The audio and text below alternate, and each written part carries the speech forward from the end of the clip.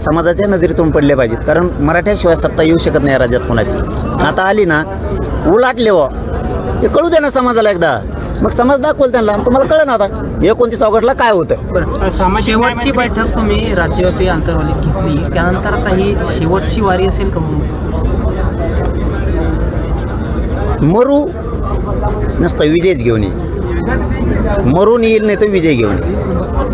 मोकळा माघार येत नाही. गरिबाच्या लेकराला मोठं केल्याशिवाय मी माग हटत नाही. आता कारण वारंवार तुम्ही आंदोलनं करताय, उपोषणं देखील केलेली आहे, अनेक लोक तुम्हाला येऊन भेटून गेले, सरकारचे असतील किंवा विरोधी पक्ष असतील, मात्र यावरती आता काही तोडगा निघत नाही. हे आता तो प्रश्न आमचा नाही ना. आमचे प्रामाणिकपणा आम्ही समाजाच्या वतीनं 6 कोटी मराठ्यांच्या वतीनं सगळ्या प्रतिनिधींना सांगितलं, सरकारला पण सांगितलं.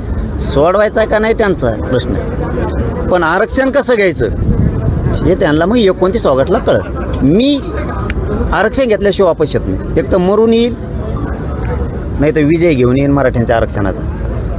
या 29 ऑगस्टला